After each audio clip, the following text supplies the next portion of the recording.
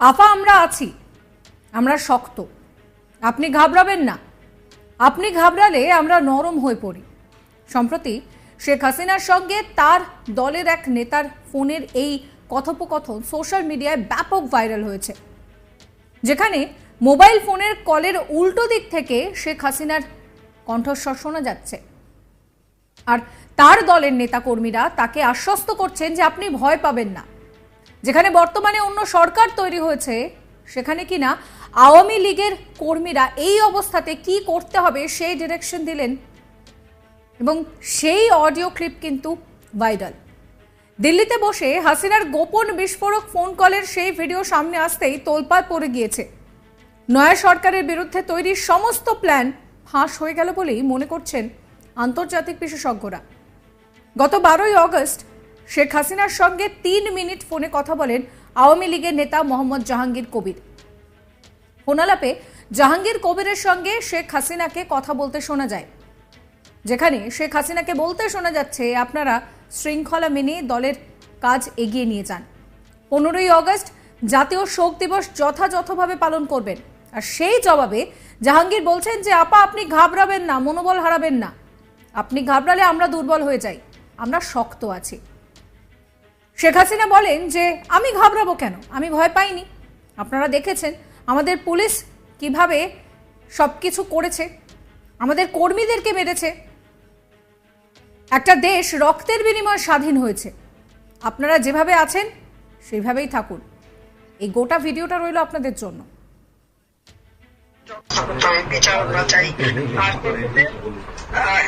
আমি আবার বললাম যে আমাদের রক্ষাকারী সংস্থাকে সব রকম সহযোগিতা করবেন। আবার এই নাম্বারটা আমার আপনি সেভ করে রাখেন, এই নাম্বারটা আমার জাহাঙ্গীর। আচ্ছা ঠিক আছে, আপনি ঘাবড়াইয়েন না, আমরা আছি শক্ত, আমি শক্ত আছি না, আপনি ঘাবড়াই আমরা নরমই পড়ি।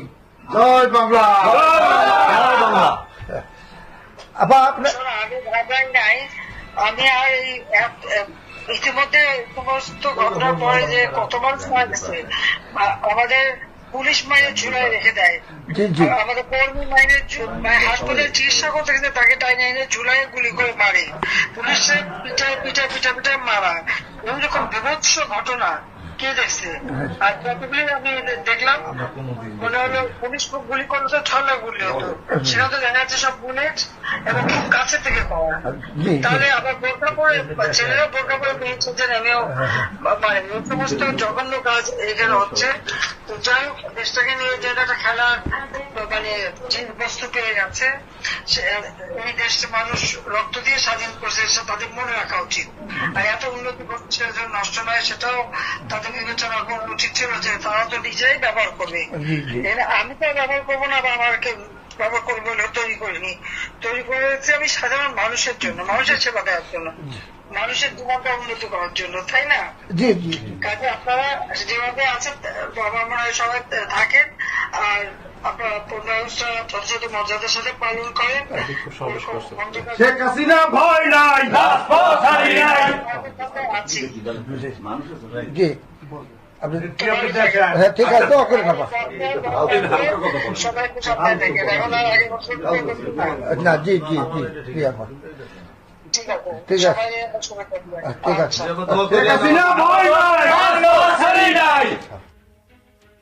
অন্যদিকে এম শাখাওয়াতের পদত্যাগের দাবিতে শুরু হয়েছে মিছিল।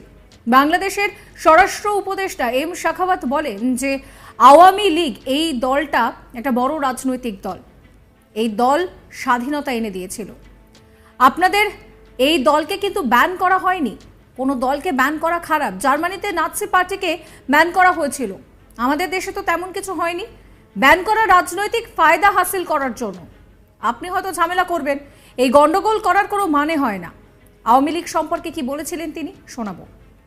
আওয়ামী লীগ একটি বড় রাজনৈতিক দল, প্রচুর ভালো ভালো নেতা আছে, আমি এখনই আপনাকে নাম বলতে পারি কার ভালো নেতা। এই দলটা একসময় বাঙালিদের সেকুলার পন্থী দল ছিল, মিডল ক্লাসের। মুসলিম যখন ছিল সেটা ছিল আপার ক্লাসের, বাঙালি আপার ক্লাস মুসলিম লীগের ছিল, এটা মিডল ক্লাসের দল ছিল এইটা আওয়ামী লীগ।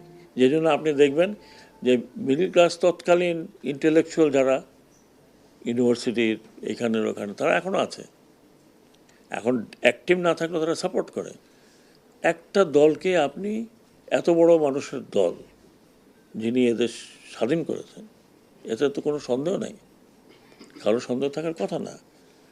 উনি স্বাধীনতার নেতৃত্ব দিয়ে ওনার নামে মুক্তিযুদ্ধ হয়েছে, স্বাধীনতা হয়েছে, তারপরেরটা বাকি সেই দল এরকমভাবে ভেঙে পড়ে যাবে যে লোকে এখন লুকিয়ে লুকিয়ে বেড়াচ্ছে যে আবার পেলে না কি জানি হয়। আমি ওনাদেরকেও আশা দিচ্ছি, কথা দিচ্ছি যে আপনারা দল গুছিয়ে নেন, আপনাদের দলকে তোকে ব্যান করা নেই। আর এই ব্যান করাটা একটা দলের ব্যান করা, আনলেস সে যদি ওই ধরনের জঙ্গি না হয়, যে কোনো দল পলিটিক্যাল পার্টি ব্যান করা with a bad culture, very bad culture. এখন আপনারা অনেকেই বলতে পারেন আমি একটু বেশি কথা বলি, শিওর, আই লাভ টকিং। আপনারা অনেকে বলে যে জার্মানিতে নাৎসি পার্টি ব্যান করা হয়েছিল। ইয়েস, সেটা করা হয়েছিল ইন দ্য কনস্টিটিউশন, যে নাৎসি পার্টি বলে কোনো পার্টি কনস্টিটিউশনে দেওয়া আছে, কোনো পার্টি বিস্ময়ে কোথাও এই পার্টি হবে না, ইন জার্মান কনস্টিটিউশন। তার মানে আপনি নাৎসিদের বা নাজিদের বোঝেন, তাদের ফ্ল্যাগ, তাদের সিম্বল, তাদের কোনো কিছু যদি কেউ ধারণ করেন, ইল বি পানিশেবল। আমাদের দেশে তো এটা করে নাই।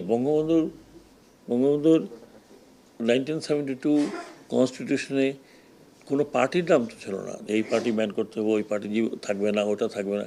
তো মুসলিম লীগও তো ছিল, সব দিকে ছিল। পলিটিক্যাল পার্টিকে ব্যান করা, এটা পলিটিক্যাল ফায়দা হাসিল করার জন্য।